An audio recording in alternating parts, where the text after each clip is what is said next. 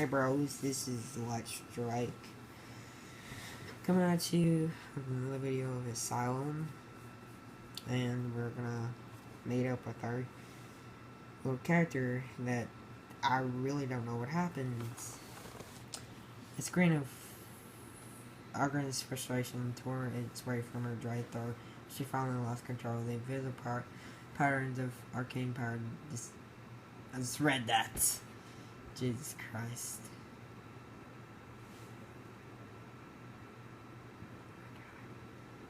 She gulped down air like a drowning pony raking the surface, soft groans escaping in between each breath.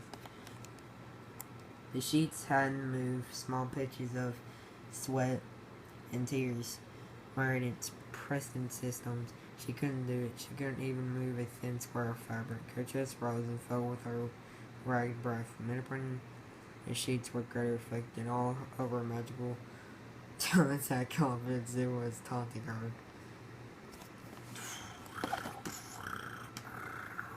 Twirling wearily lifted her eyes, unworded, able to just make out the tip of her horn, or more accurately, the tip of some sort of cloth wrapped around tightly around her horn. In the eddies and currents of arcane energy sat like a black hole, only visible once one began looking for nothing rather than something. It was a magical void, a bottomless hole in the web of invisible energy that bonded the world. A whole device was attached to her like an elaborate latch away. Oliver arcane power with an insatiable appearance. Revelation was devastating. A powerful tremor that shook the fabric of damn burst apart inside her. Fear and terror she had been holding her back free. She has been silenced. Her captors have cut her from one thing that had defined her as a pony all her life. A sudden moan escaped her lips and twirling. Well, like a friend's failure, her sweat and tears mingled together as a loud cry fell her small prison. Echoes created a terrifying chorus as she surrendered to her despair. She was alone and scared and confused and tired. All she wanted was someone to wake her up from her nightmare and tell her it was going to be alright. No one did. Epic voice. No one did. Wasn't that epic voice? Wasn't that epic voice? No one did. Ella stared upwards through unseeing eyes. Her lavender coat was matted with snots and sweat and tears. Her eyes puffed and red from an inordinate of crying, itchy badly. She tried her best to ignore it. She couldn't do anything else. She was trapped and ported and helpless. She couldn't even lift her hoof to rub that remains of her shame away. Useless. Finally, she was unable to escape from a terrible dream. What else they even seen in her? She could feel bruised beneath the restraints, keep her stationary. They had developed slowly once she had stopped thrashing against them.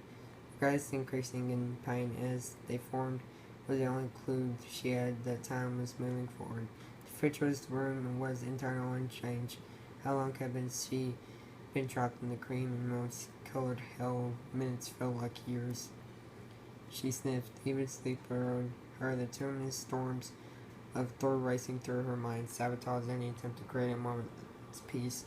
As soon as her panic began to recede, she had been assaulted by a conditional cloud of theories and possibilities, each as likely as the last nightmare or curse.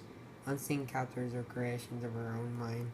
Like a dog chasing its tail, her thoughts circled endlessly without resolution, the same argument and the same claim coming up time and again. Twilight didn't care. It was a distraction. The more detected and logical thoughts were, the less likely they were to be swallowed up again by the storm of emotions raging just beneath the surface of her mind. Even since she had opened her eyes, her emotion had been eradicated and hard to control. There was a hazard over her thoughts, a cold mist that drained the impulsion from her mind as though moving underwater. A loud click echoed in the small room. The sun of her throat enough to break through. Feeling motionless, stiff, she lifted her head to peer around her cell. Nothing had changed. As she imagined the sound of the movement outside the door, there was a rush of emotion when she finally managed to bring the window to focus. It was in the Ah, Jesus, bad taste in my mouth. Bonnie, relief and impression flooded thought system. It could be her captivators, or it could be her saviors, but at least it was someone else, someone real. She tensed at the door slightly, shifted slightly. The much jingle of metal was swallowed by a final loud clack at the door. It was unlocked with a soft sigh. The iron portal swung on a real large stone and set keys clutched in his teeth. Charlie got he was big, his white jacket a tight fit over his strong build. His dark fur on his coat did nothing to conceal his imposing muscle scatters. He met her expression of fear, which one of mine mild boredoms before returning his keys to his belt. She wasn't going to be rescued. God, mouth hurts.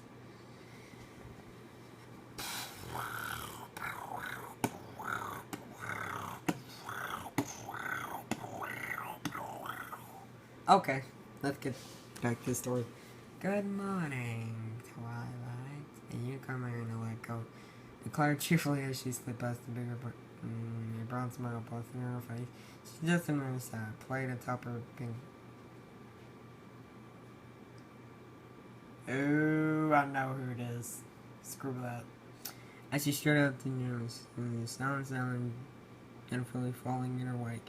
I know we're getting you up a bit earlier than usual, but the doctor wants to have another little check today to see how your treatment is working.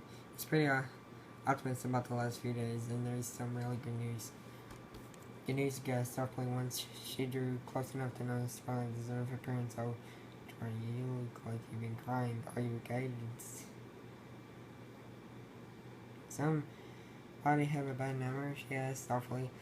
Her horn flashed with the sun. That's not her then. We're producing a washcloth from one of her pockets which matched her coat. She said,